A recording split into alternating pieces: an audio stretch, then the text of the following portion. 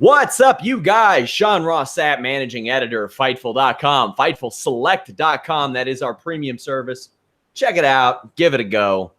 You can get all your free wrestling news at FightfulWrestling.com. Had a couple big stories drop today. Just whether it be exclusive or just damn news. Some wild stuff happened today, and that's before we even got to Extreme Rules. I am joined by Zombie Jeff. To quote House of Pain, and just like the prodigal son, I've returned. Anyone step into me, you'll get burned. And pretty soon, we'll all know what it's like to sing the blues. Alex Pawlowski, you're also here. I'm also here. I am here. I exist on this space-time continuum. That's about all I can say. All right, we got 12 matches to talk about. Let's cut this shit out.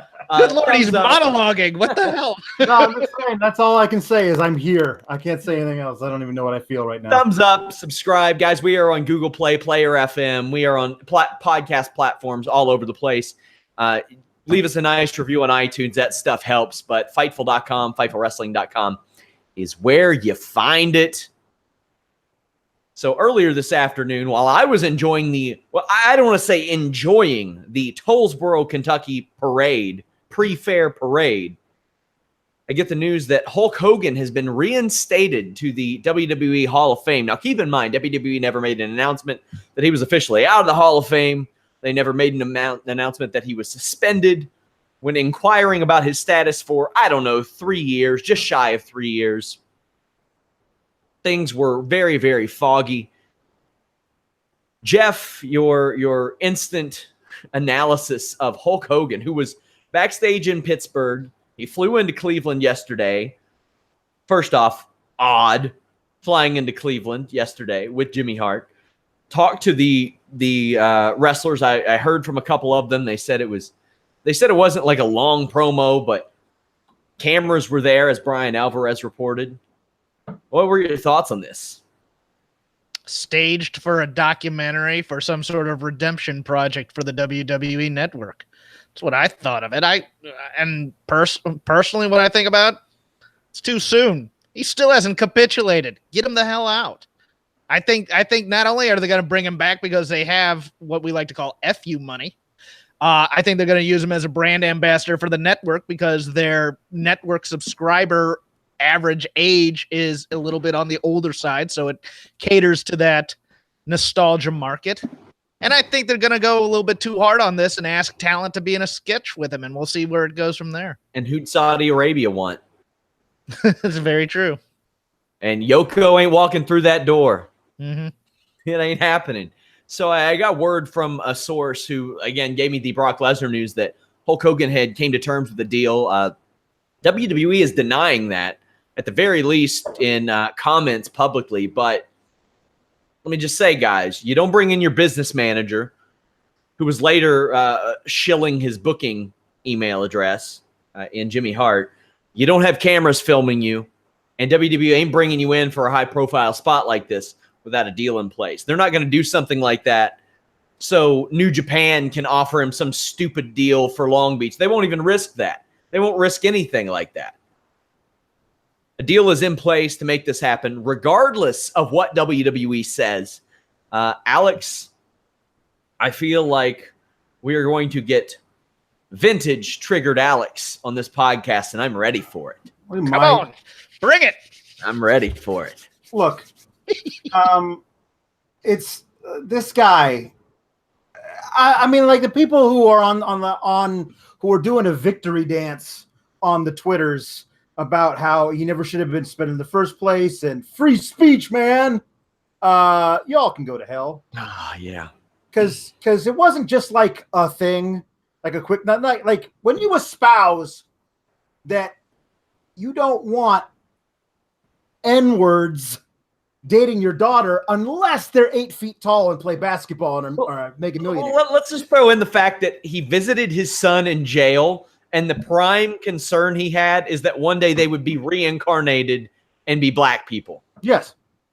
That was his concern. When those are the things that you're saying, it's not like a, oops, my bad. And no, he was sorry he got caught. He was sorry he got caught, and he's not sorry that he said it. And from everything we've heard, it was just a thing that Hulkster used to just say all the time. So, and I have a kind of a red line on this, where if you cross that line, I get to call you a racist because you are. And just those beliefs being espoused willy-nilly, yeah, you're racist. And I don't feel like in this particular the thing is, that's the problem, because in this particular climate that this country is in right now, you either have Papa John not being Papa John anymore, or you have, it's totally fine, we'll bring back Hulk Hogan. There's no middle ground. There's no like, well, it's got to be you either being ostracized forever, or we welcome you back with open arms, depending on who is in charge of that particular part. I really thought with the advent of social media, I thought it was almost like 2000 WWF. We'd seen as far as they could take it with racism, and the racists are going to have to tone it back a little bit. Yeah. Unfortunately, they found a way to make pizza racist. They found a way to make pizza racist. Well, that particular kind of pizza, anyway. Yes. Let me throw a little more cold water here on the popularity of Hulk Hogan, supposedly, and TMZ. If Hulk Hogan had a coherent thought that resembled a complete sentence, he was on the phone to TMZ to get a camera crew down there so he could say something. Don't give me this crap like TMZ just happened upon Hulk Hogan walking the streets and, hey, Hulk, got any thoughts? No, this was a coordinated PR campaign to get back in the good graces of WWE. Don't bring Kool-Aid to a vodka party, kids. Y'all got played if you think his popularity is up and all is forgiven. No. One of my favorite threads over the last several months was Ryan Satin's thread of TMZ articles where they would ask just, what does Ja Rule think about Hulk Hogan? What does he think of at a time like this? They were trying to get like all these people to push Hogan back into the WWE. Like Ryan kept a running list of stories, and I feel like it was getting about 8, 9 deep at a point, to the point to where they started to reuse some of the old people that they had used before. Did Ryan have you get a Rolodex of washed up rappers trying to make it in Hollywood to see what they think about? Not only that, did they have follow-up questions like, what do you think about the writings of Tolstoy or Dostoevsky while you're at it? Let me know you're well-read. I mean, yeah, we're going to get, I mean, it's part of the work. You find African-American celebrities to sign up on, yeah, man, Hogan's cool with me. See, it's okay with them. Ergo, it's okay with society. Hulk Hogan has a few black friends. So I got text messages from 3 people who were in that meeting. My favorite of which was a simple, "Oh, brother," in caps with 3 rolling eye emojis. So there you go. That was that. Also, Fightful heard from the same source, and I can kind of reveal it. He tweeted it himself, Ticket Drew, who works for a ticketing service and has had several scoops before, told us that Daniel Bryan has come to terms with WWE on a 2-year deal. Now, as I've mentioned, I'll go preface this. Very rarely, if ever, do I run a story on one source. I felt confident doing that with this Daniel Bryan story, as Drew pretty blatantly gave me the Brock Lesnar news last week, so I felt confident with that source. And WWE, curiously, wasn't getting back to anybody on comments about this. Also worth noting, they didn't issue a press release on the Hogan deal either to anybody. WWE did not respond to my request for comment on this. Alex, if this is true, Daniel Bryan, 2-year deal, Drew mentioned to me that there was an out clause. I don't know the extent of an out clause, but there is zero creative control, as some weirdly speculated. That's not something WWE does. No. That's not a thing they offer, and it's not something he asked for.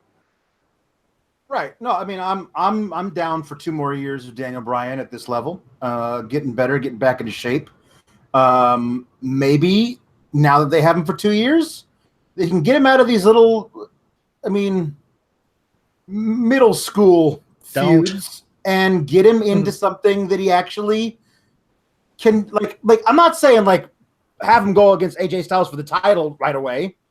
I mean, although maybe, But at least put him in the ring with the Miz. At least do that, because you have a ready and waiting thing where you can do that. For God's sake, it was brewing for 2 damn years. Let's just do it. I want to see that. I don't need to see him have a makeshift handicap match with the Bludgies. Jeff, your thoughts? I full on blame Wade Keller for speculating would he be free in time to work the ROH Madison Square Garden show. No, look, suck it, dream match people. Suck it, work rate geeks. He ain't going anywhere. Want to know why? Because his wife's career is controlled by the WWE. Yep. And he has a family. And you know what? Those two things combined, happy wife, happy life, gets to take it easy doing these middle school type matches as opposed to, killing himself in a bingo hall somewhere. Or maybe, maybe he's happier than we all like to speculate in WWE. You ever thought of that? You ever thought that maybe he likes having health insurance and being able to go to whatever doctor he so chooses? I mean, I understand why people want him to leave. I understand why people would think he's happy or if he'd be out there doing what he loves, because it's the artist's way. I get it. But on the same time, we don't know why he resigned. So, Jeff, here's something I think you could answer. Because he's on a reality show, what does that qualify him for in, the SAG stuff and all that shit? Reality show is not considered acting, and that's wild. It's wild these days. No, and you have comedians who are producers who went from real TV doing that. No, I think there's an after deal for reality TV performers, but it's under a special provision. They're not. I mean, it's considered documentary type stuff, so they really, you get your rights to be on TV, but for the most part the fame is your reward, so to speak. And with the Bellas, we've always known that they quit wrestling for a while to come out to Hollywood to try and make their way in commercials and film, and went crawling back. So let's go ahead and get into this show. WWE Extreme Rules. People want me and Alex to talk about the Jabari Parker thing. Maybe tomorrow night we'll talk about that. Maybe Tuesday. Maybe Tuesday. Wait, I have thoughts on... No. Continue. Andrade Cien almost defeated Sin Cara in about 7 minutes on the pre-show. I thought it was a solid match. Normally I'd be like, why are we running this back? But it was a good match. But as I mentioned, this was a show that we didn't have the Usos on. We didn't have wrestling. Randy Orton isn't wrestling. Charlotte's out of action. You don't have a Dean Ambrose on the roster. Jason Jordan's not on the roster right now. There are about Bailey, Sasha. I could just run off a list. You could put together a solid card of the people who are injured or just not on this show. Jeff, what did it say to you that they were running this match back a few days later? A couple things. Number one, they wanted Cien Almas on the show. The problem was they pretty much did run the SmackDown match back move for move with the exception of one twist. And the other thing is they didn't give him a strong win here. Again, they had it be a Zelina Vega distraction, leads to Cien Almas getting the win. I mean, why can't you beat Sin Cara here? Please tell me. You have to earn... that Reebok money, Jeff. Well, you have to earn these types of fights, really, because otherwise you're just seen as a 50-50 guy. And right now he's a 50-50 guy without having actually lost. To me, that he's given that much offense to Sin Cara seems to me that they wanted to protect Sin Cara for some reason, which I get the money and I get that, kids may like the mask or something. But this is the guy's debut program. Get him in there and get him a win and make him strong, because people think he's a star. People think that he's everything that they wanted Alberto Del Rio to be. And if Vince is just looking at him and going, well, he's a little too short to be our star, then I was a little frustrated by this, as you can tell. So I am very surprised to see WWE letting Sin Cara do the Volador spiral multiple times. Yes. Considering they do, for those of you wondering, it's essentially a head scissors pile driver. A swinging pile driver, you could call it. He did it on Tuesday, and then he did it again. Right out of the gate, almost slammed Sin Cara into the barricade. I did like that Sin Cara avoided doing the dumbass Alberto Del Rio finish spot and instead pushed Almas off. But Alex, that bump on the apron, that's naughty. No, it's not good. Don't do that, Almas. You've got a long career ahead of you, hopefully, and that's not going to help. Listen. You can go back in the podcast. I'm not sure exactly when it was, but right after they called up Almas, I was stupid enough to think they were going to capitalize on his amazing run of matches, becoming the champ and being the champ. That stuff with Gargano, how fire that guy had been recently. I would say they're going to capitalize on this, and I was like, look out. He's a dark horse to be in and win the Money in the Bank match. Instead, 2 matches between him being called up and him starting this thing with Sin Cara on back-to-back weeks in May against squash talents. So they're not doing anything with this guy, and it's maddening. Yeah, let's get Sin Cara to stop doing Hurricane Ranas over the top to the outside too, because he's gonna get a concussion or something. He's 40-something years old, and he cracks his head on the ground every single time. A frog splash from Sin Cara causes Zelina to distract, and then almost wins with knees and a hammerlock DDT. Time to move on to a real feud. Also, time to tell Sam Roberts to stop telling us how cool Tranquilo is, because then it will not be cool. He will bury Tetsuya Naito from across the planet if he keeps doing this, and he is far less insufferable than Pete Rosenberg. I think that Sam Roberts is way better than Pete Rosenberg. Yeah, because Pete Rosenberg thinks he's cool. Yes. Sam Roberts knows he's not. Sam Roberts gets it, and Sam Roberts is a legitimately fantastic interviewer. Like, he's an outstanding interviewer. Roberts has a strong sense of self-awareness and self-deprecation, as seen on the pre-show by where Nakamura said he looked like a clown. He goes, wait, what do you mean he can't see any of us? He called me a clown. I thought that was brilliant. I thought that warmed me up to Sam Roberts 200%. But yes, please don't tell us what's cool. I love the work on his radio show. I think it's phenomenal. But so often WWE puts these talking heads out there and puts them in a situation where they cannot succeed. Sanity defeated New Day in about 8 minutes in a table match. By the way, Sin Cara and Kali almost went about 7 minutes. This was the theme of the show, essentially, short matches. We'll talk about that later, but I didn't think that this match was too smooth in the early going. Kofi and Xavier did stereo dives to the outside. Dane follows with a suicide dive. That Uranagi backstabber on Killian Dane did not look great at all. It looked really rough. That double Doomsday Stomp sure as hell looked nice, though, that Kofi did on 2 members of Sanity. That was outstanding. Dane Michinoku drivers Kofi onto Big E. So Kofi and Wolf are on the apron. And then Eric Young elbow drops Kofi through the table at ringside. Sanity wins, but Jeff, did they not go through the table at the same damn time? Well, technically, Kofi went through first. Okay. So there we go. Because his back is? Or yes, exactly. That's the logic we're using here. Sure. Look, Sanity needed a win. The problem was this was sprint, and the win didn't really mean all that much. It was they just kind of caught the New Day in it. Yeah. Look, this is the 3rd match Sanity's had on the main roster, and this is the first time they've won. And they've thought that getting the heat was going to be by doing extreme spots for them. I just kind of view them as the very definition of guys that are going to get beat a lot, especially Eric Young. I liked this match for what it was, but it was the problem with this entire pay-per-view is that none of these stipulations really meant all that much in a build of a logical feud that they could have done week by week by week to then get to the point. And it's a problem with all the themed pay-per-views for the most part is that they have to they have the end and then they try and figure out a story to get there and it never quite gets there, as opposed to leaving these things out there that when you need a blow-off type of match, you can then insert into it.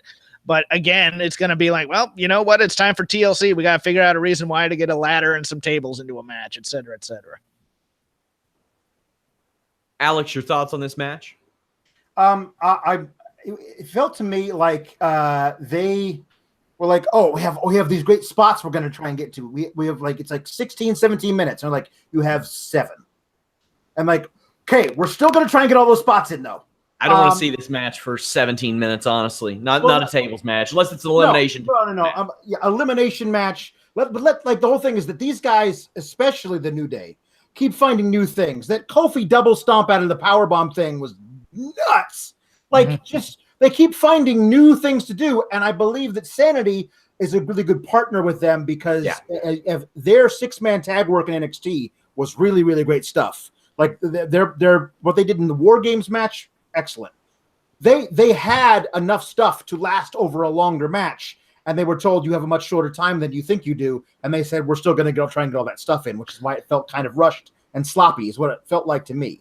And they can't do too much in this kind of match because they're on the pre-show. You don't want to blow out the crowd. No, that's true. For the card. I mean, although there was a Usos versus New Day match on the pre-show last year. That was easily one of the best matches of the year. Oh yeah. So the New Day says, wherever you put us on the card, we're going to try and steal that show because we can, And I mean, I don't know if it's necessarily good for the show as a whole, but I got to respect those guys. Respect their hustle because they want it and they're going to go out and get it.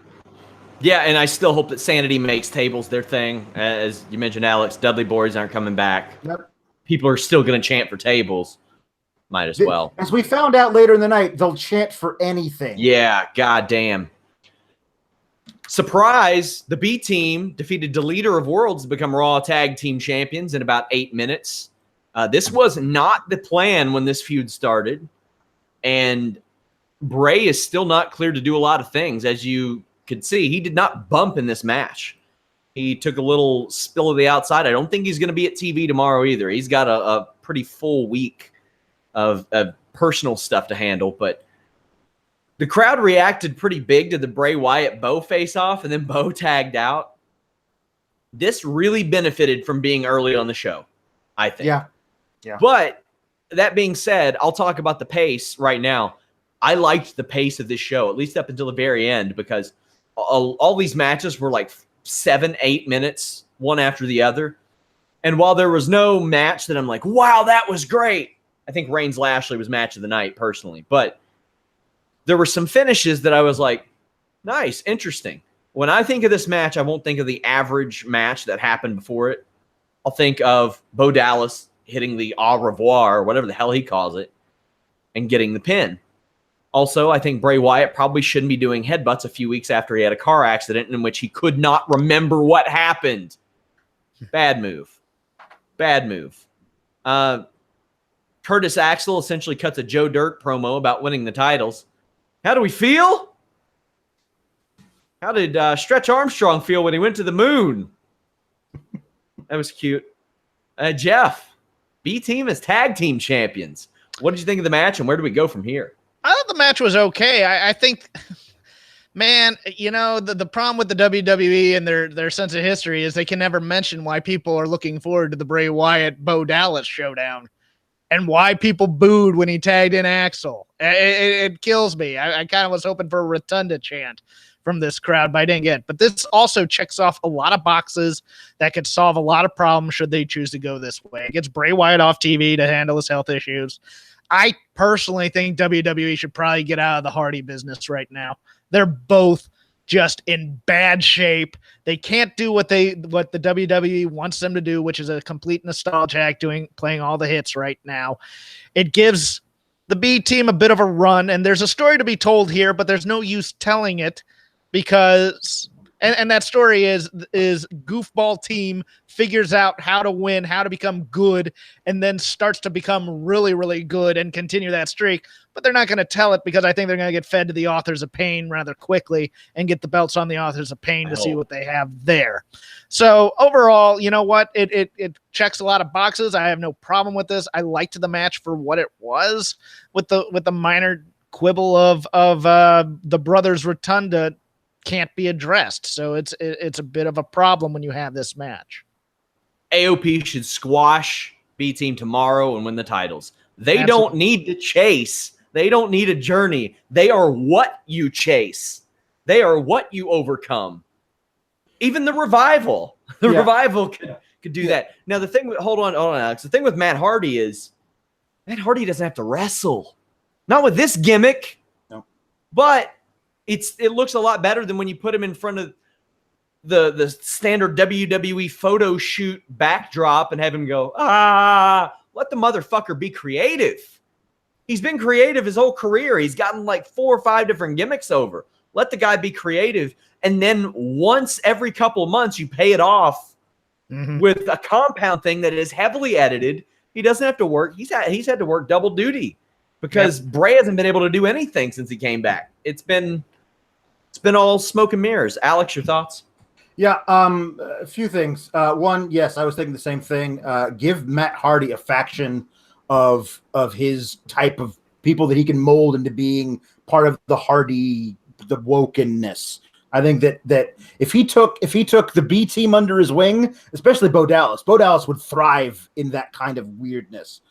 Two, yes, Bray didn't bump, and because of that, he got to do all of his cool babyface stuff that he did in that one match several years ago where he finger gunned Roman Reigns into spearing Sheamus. Like there's a babyface Bray Wyatt in there that just lays in some stiff clotheslines and just runs smack into people that we like. Oh man, that hot tag babyface Bray is something to behold. And it kind of bums me out that it looks like from Matt Hardy's tweet that they might be going back into a one-on-one feud between Matt and Bray. And I'm like, oh God. I don't want that. Okay, and then I love the idea of, yes, I thought to myself, if Bray's still healthy, which apparently he isn't, you got to do a rematch on the Hardy compound. But if that's not going to happen, I love the idea of B-Team coming out tomorrow, super overconfident, going, we'll face anybody in the back. Just bring them out. We don't care who it is. We'll take them down because we're undefeated. And AOP comes out and beats him in like three minutes, less than that. You know, I think that would be a really great way of doing it, showing that they're overconfident. Because as you see throughout the night, they never stopped celebrating. No, not once. That is true. Later on, they see Roman Reigns backstage, and they say that he can celebrate with them. Hot dog. Kurt Angle is backstage and says that Brock Lesnar will appear on Raw and decide when he'll defend his title next, or he will be stripped of it. Jeff, hit me. Hit me! The problem with the WWE's framing of Lesnar and Bobby Lashley both is that they left the WWE to do far more impressive things in real life as opposed to staying around and being the guy. This whole feud is around, yeah, you went out there to do something tougher and more respectable. How dare you? And we're supposed to heel on them.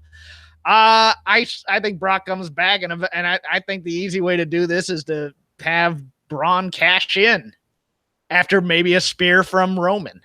And then oh, look, Deus Ex Machina, we're right back at it, and somebody else can have a title shot. So I broke the news this week that Paul Heyman had worked as a writer in a couple of segments involving Bobby Lashley and Roman Reigns. And I was told by someone within WWE that Paul Heyman had done this before with Goldberg, who was working with Lesnar. And if he did that, it would be a similar circumstance. Take that for what you will. Like I said, given the events of the last week, in which I cannot talk about, we'll take that with a grain of salt. Yeah. Because you have to question business of workers is what I'll say. Alex, anything? Yeah, I mean, I was thinking, like, if I know they're not going to do it this way, but if they actually strip him of the title and I never see Brock wrestle another match in WWE, I'd be kind of fine with that. Like, I've kind of seen peak Brock. I don't need to see him just spamming his German suplexes over and over again all the time. I mean, the preference would have been that you would have actually capitalized when Braun was red hot and had Braun beat him clean, take the title, become the new top guy. But because pigs have yet to master flight, I guess that's never going to happen. So instead, let's just move on and give anybody the title, because then you can actually have that title be on the pay-per-views. Oh, Alex, I'm going to push back here. I think Brock not being on TV makes the title special. I think he's the most interesting person in WWE, and he brings a sense of dread to every time he's in the match that he might actually legit kill somebody by hurting them. Or that he might kill the title. He might not show back up with the title ever. I'm fine with that too. Please put that in storyline and make it real, because I think Brock is possibly the best pro wrestler in the world right now. He gets it. It's about money. It's about big time fights, and it's about getting the cash. That's what it's about. Love Brock Lesnar. I kind of agree with Alex's thing. If I never see him again, I'd be fine with it. But on the other hand, I'd be disappointed in it, as opposed to, I think, Alex's statement where he's like, yeah, good riddance to bad rubbish. I'll give you a little pushback on that one, Pawlowski. I mean, it's the Brock of a few years ago where he was doing his stuff with Seth, and his thing with Cena. Like that's years ago at this point. Like now, it's just like he shows up. They said, okay, you're fighting Samoa Joe this month. He's going to get in a lot of good shots on you, put you in the coquina chuts. You're going to fight out of it, hit him with one F5, and you're going to go home. And he's like, great. That's what I want. And okay. I mean, like that's the thing to me is like, that's fine. That's what Brock Lesnar wants. Yeah. But the champion of your show in storyline shouldn't be that guy because it kind of demeans everyone else who's working with him. I mean, I feel like a lot of people who work with him don't come out better for having worked with the champ because of way. Oh no, because Brock is a far superior talent and a far superior draw to anybody he's working with for the most part. The problem is all these guys then have to go back and be on week-to-week television, and you have to figure out a way to rebuild them again, and they have no idea how to do it. I mean, you watch that. Brock got something out of Goldberg, who brings nothing to the table, and they scripted that perfectly. I mean, I understand that I want to see Samoa Joe kill some fools. Okay, I am all about that. But the problem is they don't know how to build up credible tough guy challengers because they're so busy on who's going to be the guy, the face of this company, that they've pretty much let all that go to the wayside while Brock was away. Yeah. And that's the problem they have here is they've been building up the wrong dude to try and take the belt from him, and nobody wants to see him take the belt from him. Well, they built up the perfect guy to take the belt from him, but they wouldn't let him in Braun. Okay. Well, there are several. I mean, Rollins was red hot a while back. Rollins, you could have done that with the underdog thing, and it would have worked great. But no, and you could. That's a way to parlay it into something that is on your weekly TV with Roman Reigns as well, because you have a character that people love, and then a character that people kind of want to hate, or at least want to care about, and you play them off of one another. But I'll ask you all this. Almost a decade running, it seems, WrestleMania's last match has featured a part-timer. Jeff, does that change next year?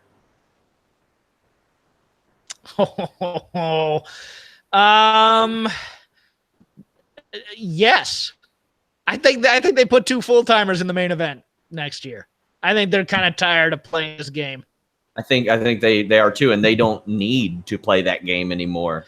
Considering and the part-timers that they would bring back would not have to be the main event level. They could be second or third from the top. Alex? Yeah, unless like they're like, hey, what are you doing, Cena? You want to do something? That's a good point.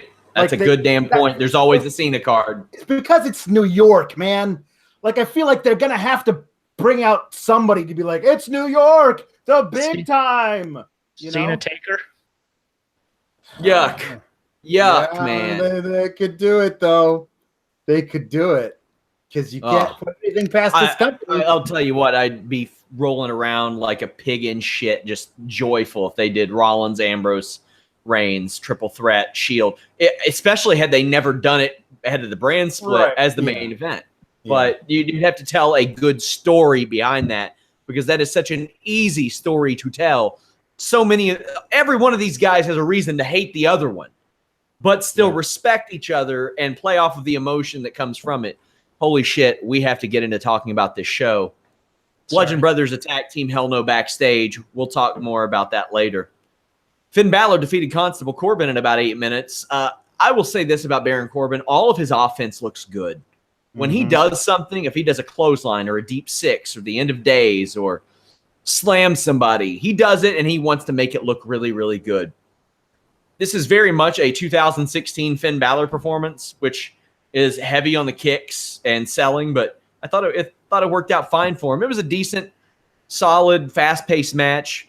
Balor wins with a small package. Alex, does this do anything for you? I mean, the thing is this. They kept Baron strong by having him lose to the small package as a nice counter at the end of days. You're right. I'm a bigger Baron Corbin fan than most because I agree with you. All of his offense looks crisp. I love his short right hand with some guys trying to jump over the ropes at him. I think that always looks great. His boss man thing around the ring post, I think he uses it too often.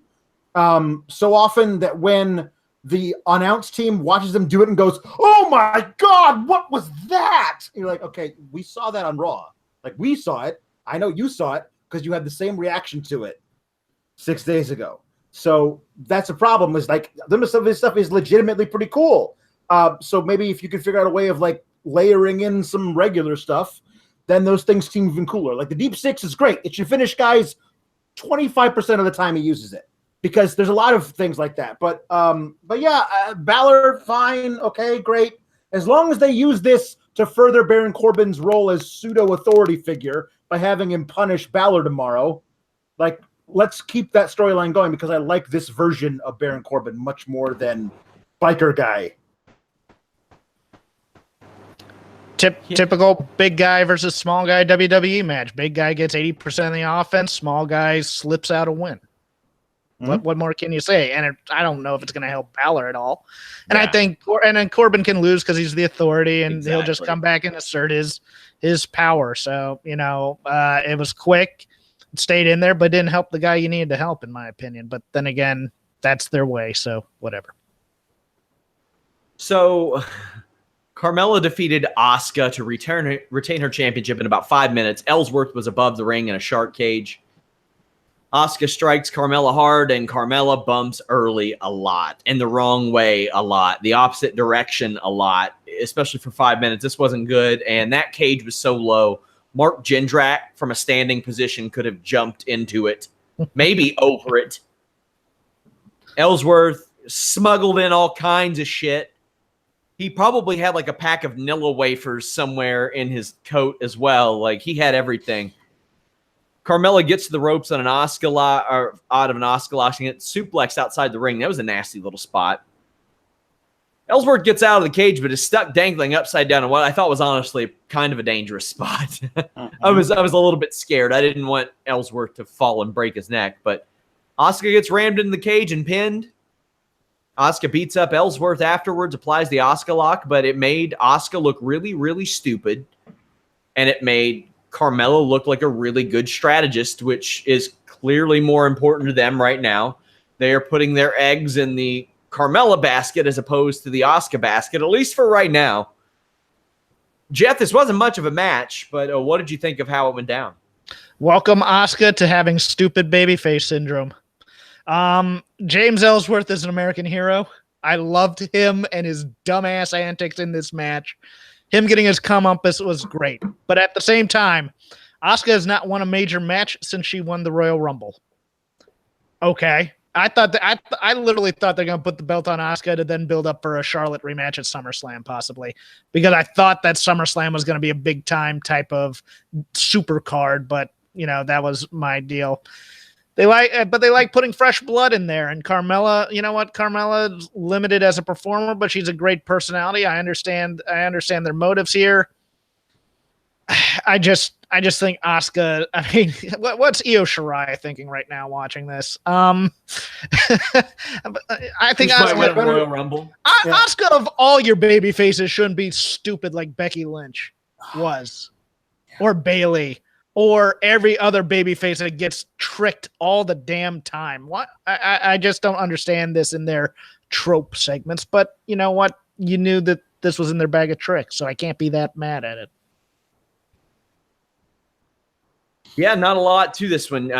Alex? Yeah, Carmella, she takes the same space that Alexa Bliss does. I mean, they're different characters, but they fill the same role on each show. So basically, you're also running the same program with them. They're up against people that, in Alexa's case, someone much larger than her. In Carmella's case, someone much, much, much better in the ring than she is. And they find ways to they're tricky. They got out of it again. Oh, what are you going to do? And the fact that they're actually running the same program at the same time, and now that the pay-per-views are dual branded, they're doing it within the same basic hour. It makes it very obvious that you guys you can't figure out. I mean, at least do them like staggered. Do this program now on Raw, and then later you can do the same program on SmackDown, but like 6 months from now. We'll forget about it, but not at the same time. It's kind of like it's like Law and Order recycled scripts and just mark out the characters for the respective show. And go, here you go. Do this one. Next up, Shinsuke Nakamura squashed Jeff Hardy to become the United States champion in 6 seconds. I was really hoping Nakamura took this one because Jeff looks like he's in pain all the time. Right before the match gets started, you know what happens. Shinsuke Nakamura hits Jeff Hardy right in the penis. Don't you see the writhing on the balls, Jeff? I'm hoping that this feud just becomes about who can hit Jeff Hardy harder in the penis week after week after week. I'm so here for that. Look, we'll God, wasn't there a South Park episode where that happened? Rochambeau. Yeah, Rochambeau. Yeah, I mean, but I thought there was maybe a different one where it kept happening. But I find, look, Randy's gonna get cheered here, and that's the problem is you're gonna have 2 heels in the same feud with Jeff Hardy, so Jeff Hardy eventually probably has to win. I'd take Jeff Hardy off the road if I'm them, especially with him saying. Yeah. I'm so hurt I can't do the Swanton. And have you seen that sad splash? He did a falling splash. Yeah. On television. He had the balls, not anymore, had the balls to do a falling, leaning splash. Yeah. So is this heel Orton, or do you think this is still Stone Cold Randy Orton? I don't know. Oh, the rules.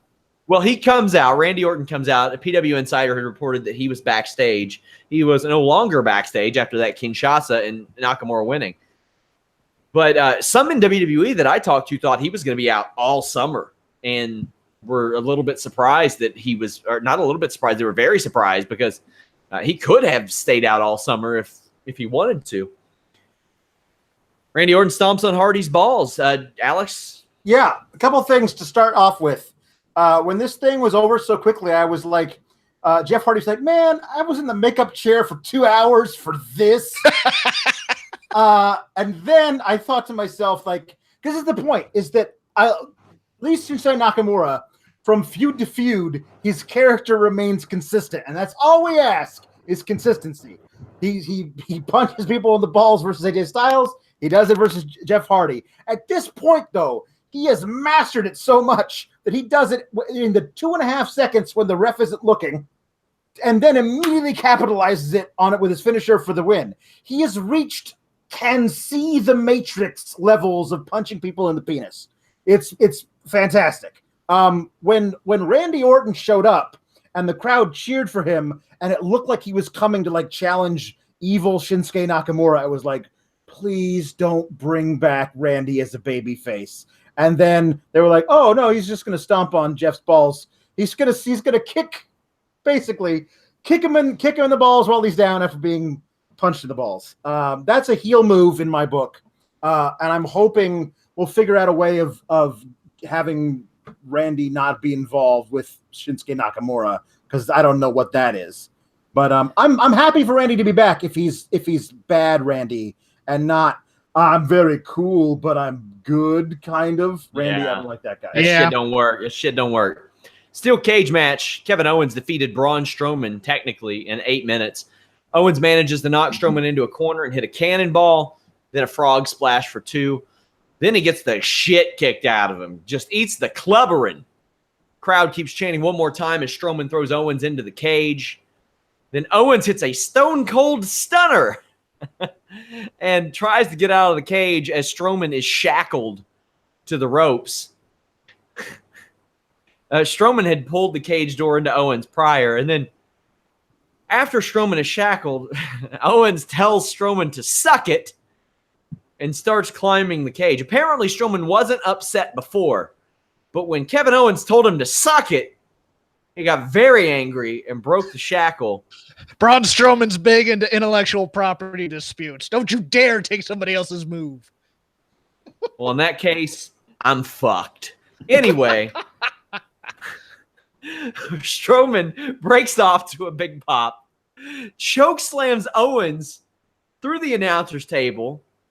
Not a shocker. WWE Production Live completely missed it again.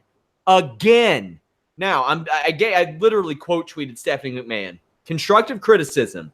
If next year maybe you want to get some Emmy recognition, which ain't going to fucking happen, maybe treat your show like the viewer matters. This was embarrassing.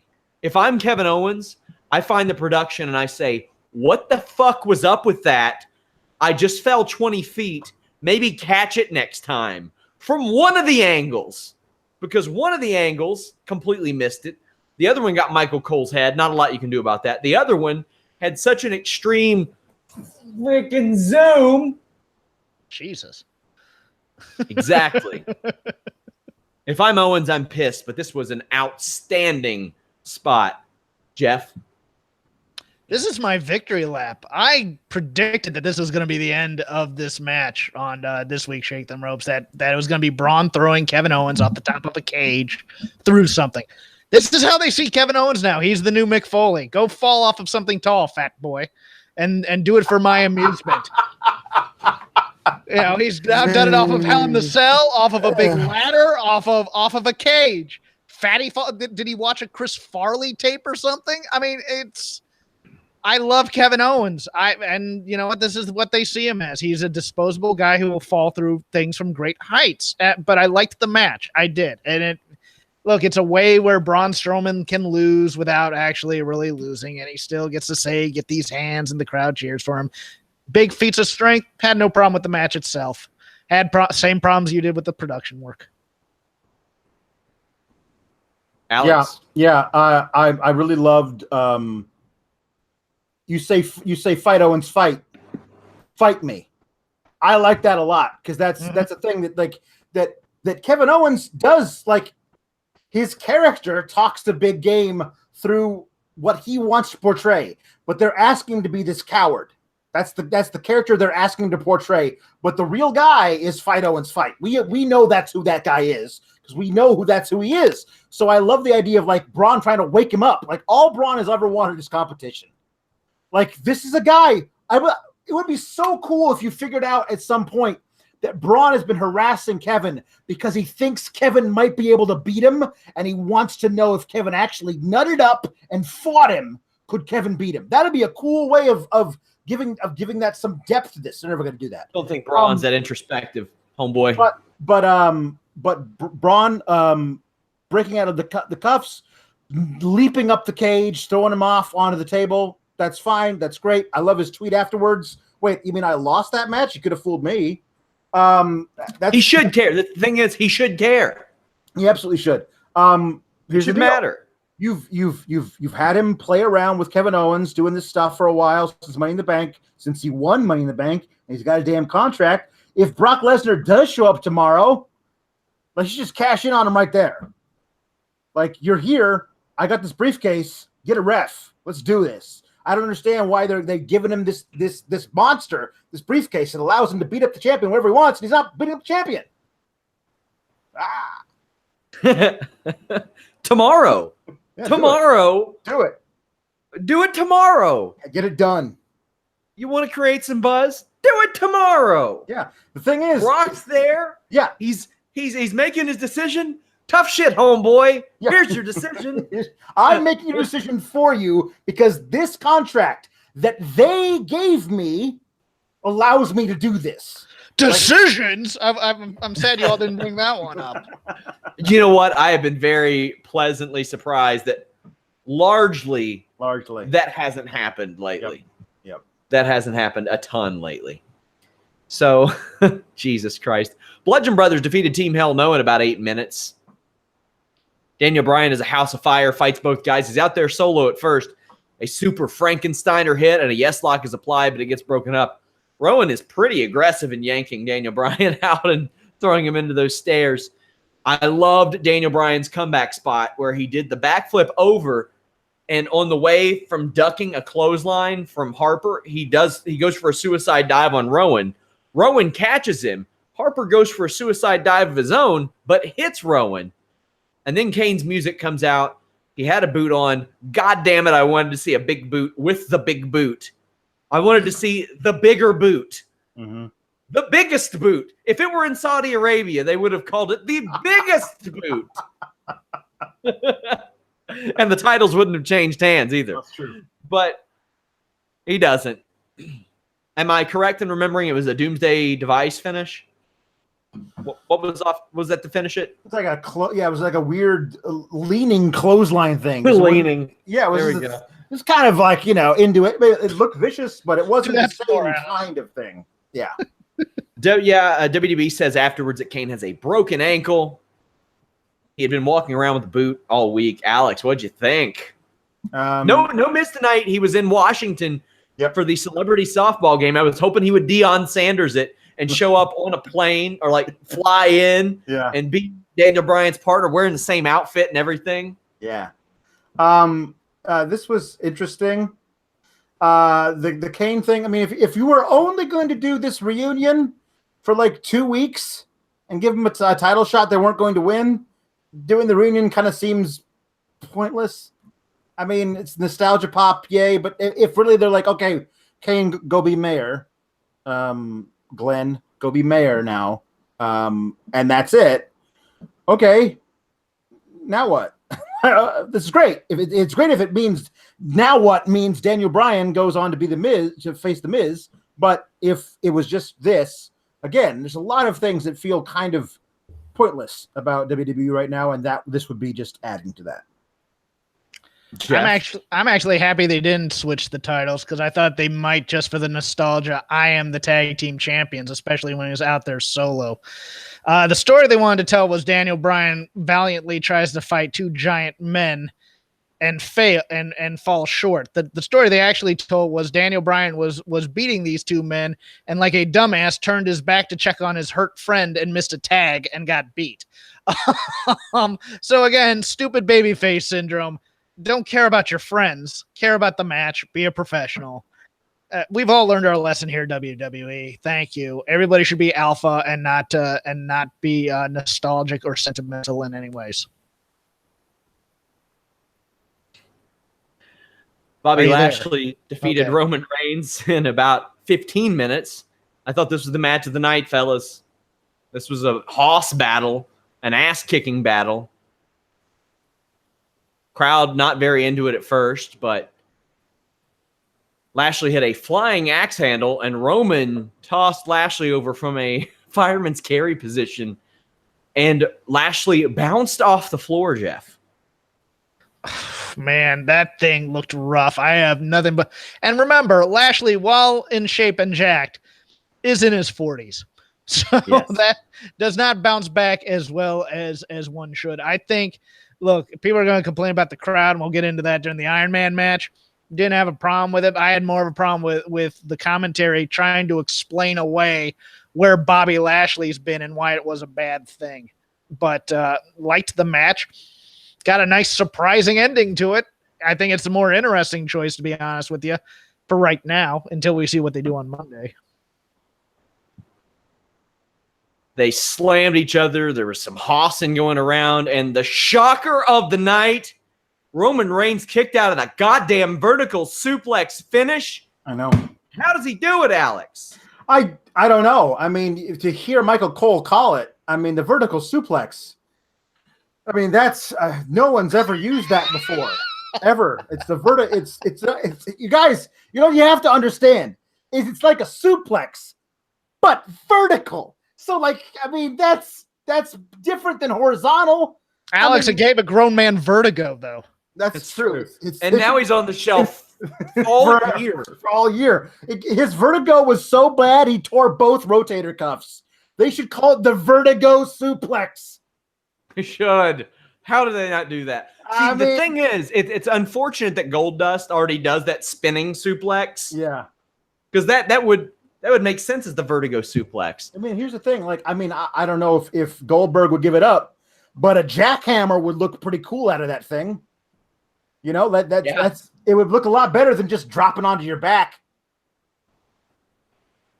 Yeah, man. So Reigns gets a Superman punch, but it's only good for 2. Lashley belly-to-bellies Reigns over an announce table. Lashley works his way back up to the top rope, gets Superman punch, but comes back with a spear and wins. He just said, my bike punk, essentially, with the spear, right? I mean, that's his now, Jeff. I mean, he takes that shit.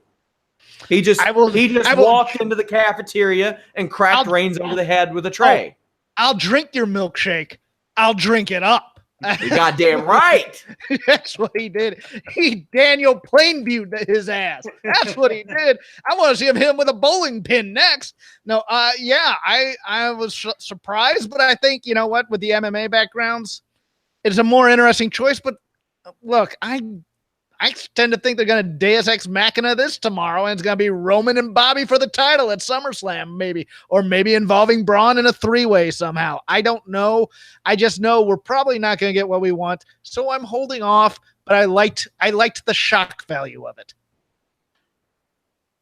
Alex, when we were doing our predictions, I was saying Roman's definitely winning this match, but there are so many better stories you can tell if Bobby wins. So I'm happy that Bobby won, because there are more stories you can tell. Roman basically being so sure of himself, this is my yard, you're not better than me, I can be anybody I want, and then beat it and getting beat clean, 1, 2, 3, by another guy hitting his move on him to counter that move.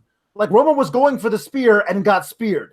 That should be a form of psychological something that could actually cause him to pause. Will it? Probably not. But the options are there for them to use. I only care that there are options there at this point. I'll tomorrow, when they fail to capitalize on them, then I'll rant about that. But for now, I like where this is headed. Especially because if we end up getting Bobby versus Brock, at least that's something I haven't seen 100 times. Yeah, the story they were telling, though, was that Bobby doesn't respect Roman. And everybody, I think, was way ahead of this, thinking, okay, the story's going to be Roman beats Bobby, and Bobby says, I respect you, and then they move on to Roman part 25. Right. And it's weird that they now scripted it this way and then had Bobby win. So now we're all just like, oh, wait a second. They've taken every trope that they usually use and twisted it. Okay, now we're interested. I just think they've exhausted all their options for Roman Reigns in the role that he's in now, and they've done it without. It's been 4 years, and he still hasn't been like really coordinated. Is the thing, and had the run, but he's still a young dude. They got another 10, 15 years. Roman Reigns probably. I think he's gonna get another chance. What do you think? Of course he is. Yeah. Why not? And I like Roman Reigns as a performer. I love this match. I thought it was the best of the night. Raw Women's Championship. Alexa Bliss defeated Nia Jax in 7.5 minutes. It felt like 4. Rousey shown ringside with Travis Brown, her husband. Nia bulldozes Alexa, press slams her in a trash can. Mickey gets involved, then Natty. Rousey jumps the barricade and attacks Mickey, and boy, she slung Mickey around to the point to where, okay, so it was about to be a botch because they weren't on the same page. And Ronda's like, well, no, fuck that. I'm just going to keep swinging you. And it didn't look good, but it was, man, it's really confusing.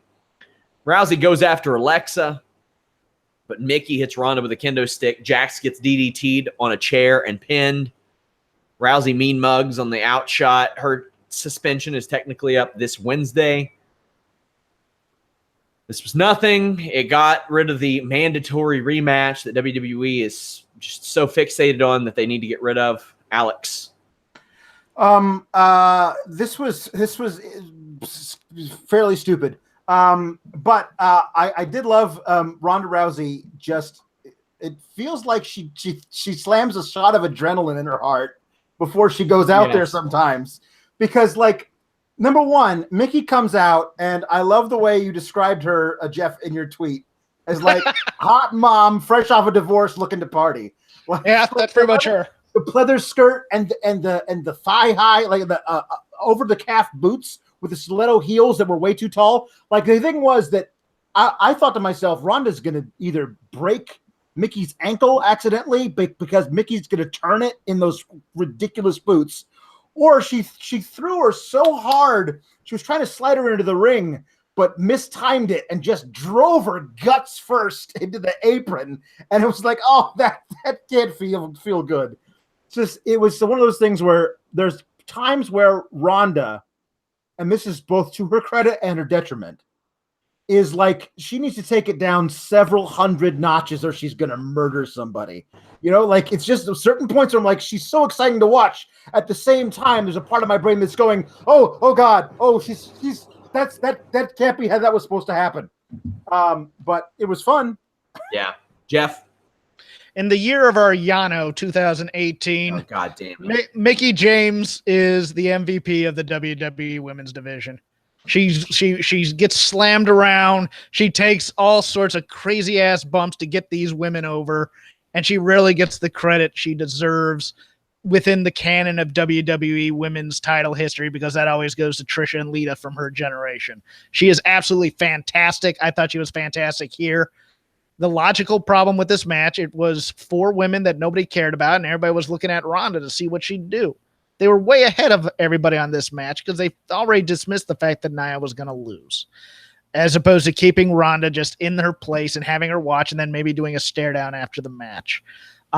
Liked the match for what it was. It over-delivered in many ways. It under-delivered in some ways. But I respect the hell out of Alexa for taking that trash can bump. That was a hell of a thing for a woman of her size to do. But it was okay. But Mickie is the MVP of this match, in my opinion. Fair. Guys, Fightful Select. We have a new show weekly. Mr. Warren Hayes reviews NXT and 205 Live. I used to cover those primarily on the Weekender podcast where I cover non-WWE stuff. I will still cover the highlights. But now you have Mr. Warren Hayes giving you a full show talking NXT and 205 Live. Check out FightfulSelect.com. See what you can get from our nice little subscription service, our add-on service, essentially. He's also doing weekly G1 wrap-up podcasts over there. Check it out. Up next, AJ Styles defeated Rusev, retains the WWE Championship. Styles taking a back body drop is always horrifying and beautiful at the same time. Big Rusev Day chants, and Styles can't apply a calf crusher because Rusev calf is too big. He used several of his escapes, Alex, that you mentioned. Yes. He had 4. How many did he use? Did he use 4? I only saw 2. He's still got 2. He's still got 2 that he wasn't able to nail. Yeah. He needs to come out with a list like Jericho's, but it's just on a Post-it note. Yeah. Rusev tries to go for a suicide dive. I bet he does. He got caught. There wasn't no way he was hitting that. Rusev briefly applies the accolade. Styles transitions into a calf crusher. A Machka kick, and they sold me a ticket on this. I thought it was a pin. And then another dangerously close near fall on a pop-up kick. But Rusev's leg is too hurt to apply the accolade. Aiden English removes the top turnbuckle cover, and Rusev ends up running into it. He kicks out of a springboard 450 and gets some chance, but Styles wins with a phenomenal forearm. Jeff, what'd you think of the match, and have we seen the end of Rusev Day? I think we have. I loved the match. Absolutely loved the match. I hated the end. I think Rusev could have lost and really got... look, I know they don't want to make him a babyface per se, but they've babyfaced him so much to the point where let's him have the applause of the crowd after being valiantly defeated.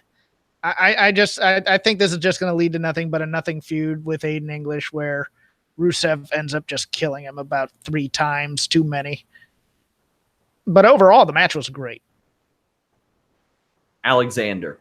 This is my match of the night. Because a lot of it was because I went in knowing there's no way they're gonna let Rusev win this, and yes, that Machka kick also had me sold.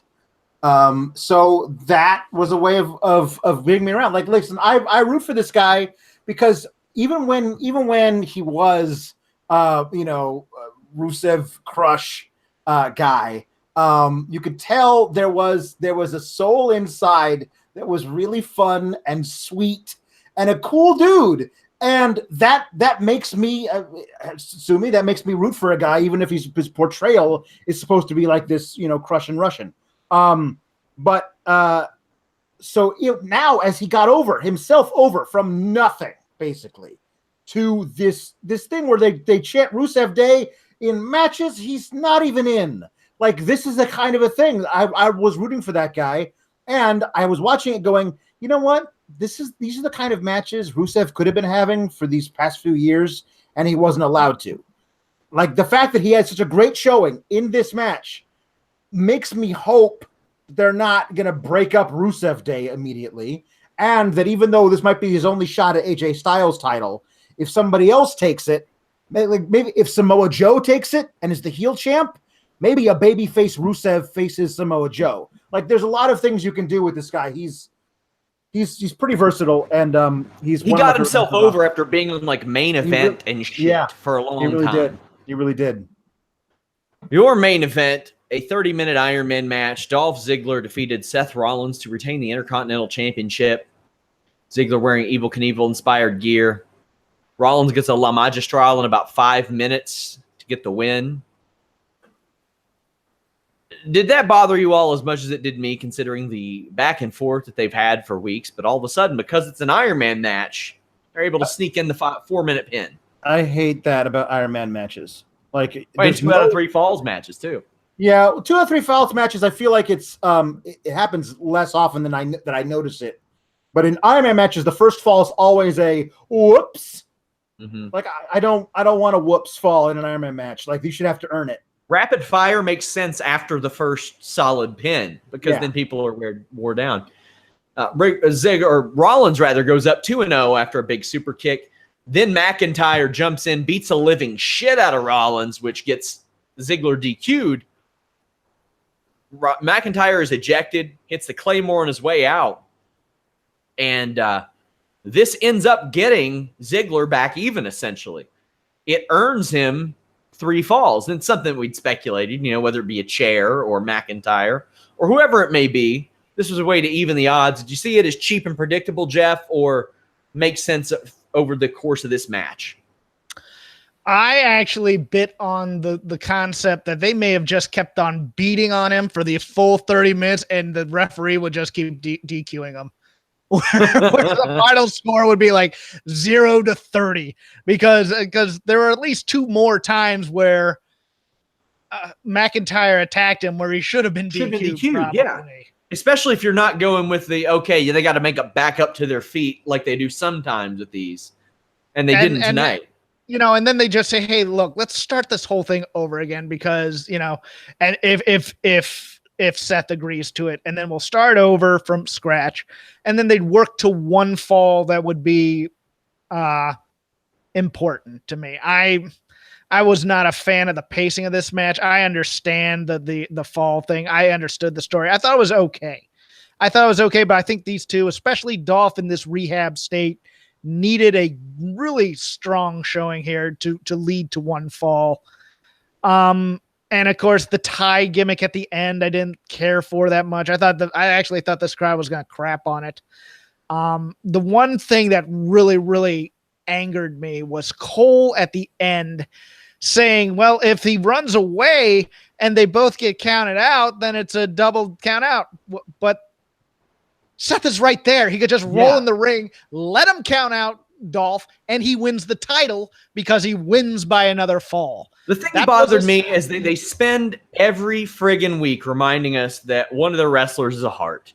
And then they want us to conveniently forget the precedent that the most famous heart set in one of his most famous matches, in that there's an overtime period if it's a tie. Mm-hmm. Jesus Christ, man. Also good to know that Bayley's elite again after they name dropped her winning an Iron Man match. Let's talk about this fucking crowd, guys. Counting down every single time. And it got to the point to where they took the clock off the screen and they had to put it up for time cues for the guys. And they counted down from 10 every time. It was obnoxious as fuck. And then when they took the clock off, the crowd booed. That's all they cared about. And they would just, about 3 times every minute, just do their own countdown. So WWE was like, I assume, this isn't like something I was told, I figured they were just like, might as well do one real one every minute instead. Alex, were you as pissed off by this as I was? I was very annoyed. Yeah, no, it was supremely annoying. And the fact that everyone seemed to get more and more pleased with themselves every time the next minute would come by and they do it again only made it even more insufferable. I've seen some stuff on the Twitters about like, yeah, but the match was crap in their minds. So there's been really poor storytelling, and they've been sitting there for 5 hours and whatever. So like, this is their way of saying they don't appreciate it. Like, well, okay, fine, but you're kind of shitting on the guys in the ring. Now here's the thing. Also, these fans would have rather seen Roman Reigns versus Bobby Lashley close out be the main event for the umpteenth. Roman being the umpteenth main event in a row. I think that might have went over better, honestly, considering the winner. Considering how yeah, it's possible because considering the winner. But they again oh well, we can't do that because that's the bad guy winning going over. Well, yeah, so's Dolph. So this is all stupid. All of it's stupid. But your favorite guy, work rate kids, Seth Rollins finally gets a main event, and the Intercontinental title, the wrestler's title, is in the main event, and you're shitting all over it. That's smart. They'll definitely put those guys in the main event again. I don't even shoot. Yeah, I thought it was a big flag to wave to WWE. Hey, put whatever the fuck you want on at the end. Don't bother giving people that chance. That's what I thought. Yeah. Wow. Jeff, I don't think there was any way that they could have predicted this to happen, though. There was. I've had to reconsider some things just now. This has significantly cooled off Seth Rollins from being the hottest babyface in the company. I agree. Yeah. But on the other hand, I can't crowd shame as much as you two guys. WWE has done this to themselves. There was no reason to make this an Iron Man match other than the fact that they wanted an Iron Man match on there. They pandered thinking that this was going to be a work rate crowd, and it's not. It's a WWE main roster crowd that happens to like wrestling. That's a little bit ahead of the curve and a little bit smarky like a WrestleMania crowd, but it's not a 205 live / NXT crowd per se. They didn't build a story to get to a suitable conclusion where you'd need an Iron Man match. They had already had heel interference, where they've had heel interference in almost every single other match. And the other fact is, look, this is just conditioning. They've been doing this to audiences for years, and this is just the reaction. We've had the countdown clocks at Rumbles year after year after year. We've had Iron Man matches where everybody knows that things don't matter until the last 5 minutes. So I can't put as much hate on the crowd as you guys. I understand they were annoying, but at some point they stopped being annoying to me and started being funny because of what a massive misread it was from the company on this whole entire thing. Well, that's fair, but I mean, WWE could have easily went the Strowman, or not Strowman, the Roman Lashley way. Yeah.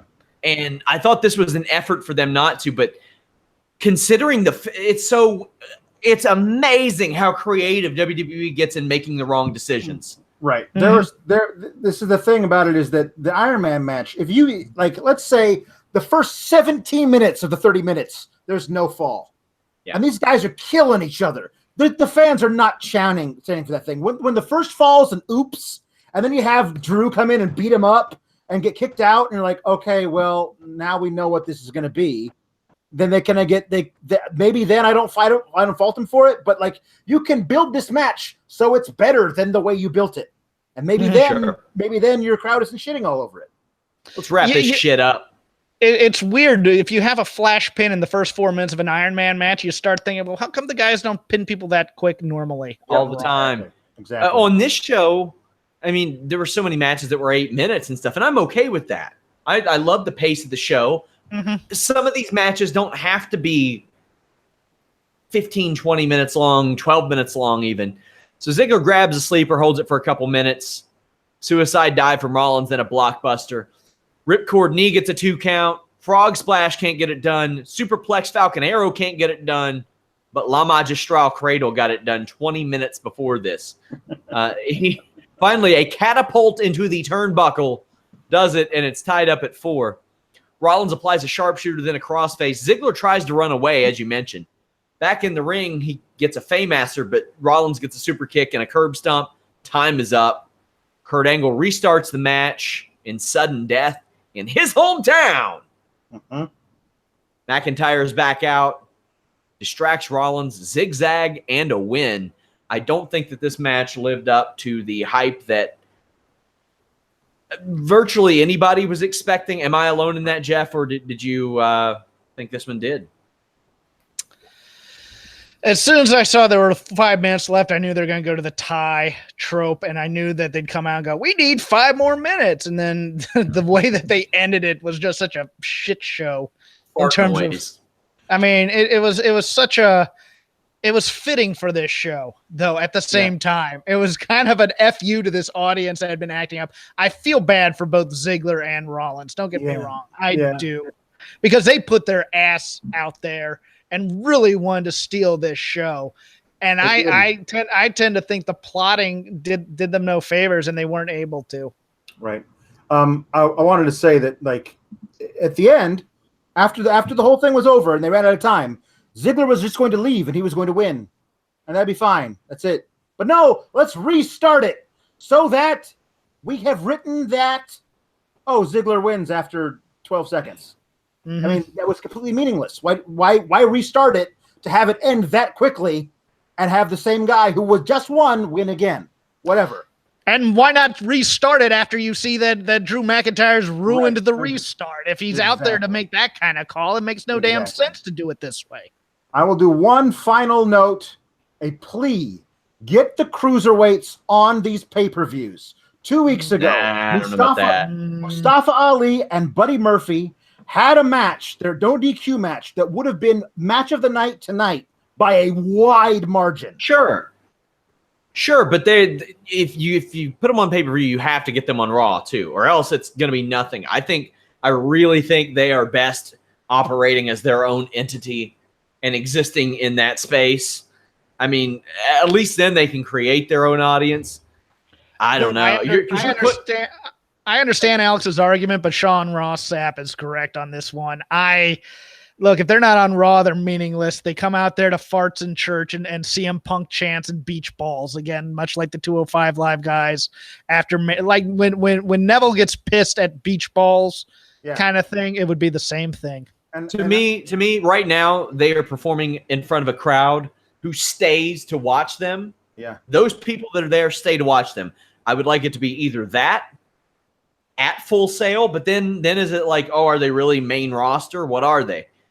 Or I would like it to be before probably SmackDown or Raw in front of a hot crowd that wants to watch wrestling. Right. And I'm not talking about random ass 205 Live matches. Sure. I'm talking about the shit they put together that stuns the wrestling world when they watch it. Like that Mustafa Ali Buddy Murphy match, I'm telling you, people who've seen it know what I'm talking about. That thing was a work of art. And there was more no DQ stuff in that match than there was through most of the matches tonight. I'm just saying their top stuff deserves a bigger audience. Put unedited versions of your main events on YouTube for a couple of weeks. See how those numbers do. Guys, this is one of our most watched live YouTube broadcasts ever. I want to thank you guys. Subscribe, leave us a thumbs up. We are on podcast platforms everywhere. Fightful.com has breaking news across MMA, pro wrestling, and boxing. Have a nice video up on our YouTube now. UFC fighters, reacting to Brock Lesnar returning. We have post-Raw, post-SmackDown shows. Our flagship Listen Ya Boy show on Wednesday.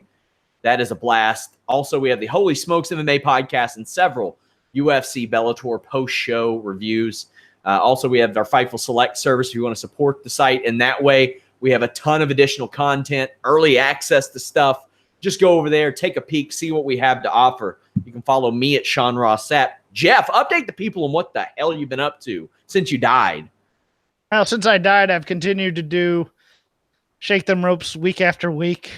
Although Rob's only contributing, I'm kind of carrying the show and editing and doing all that other stuff. And I've been trying to get acclimated to this new job, which is its own challenge. But I like being back here for these types of things and talking to my friend Alex and my business partner. Clever. Alex. I'll be back here tomorrow to shit on whatever they do tomorrow, too. So. And on Tuesday, probably too. And on Tuesdays as well. Hot dog. Guys, Let's be thank honest. you all That's so the plug. much. Hey, guys, I just want to say this. Support Fightful. Support good journalism so they don't starve me. We're out.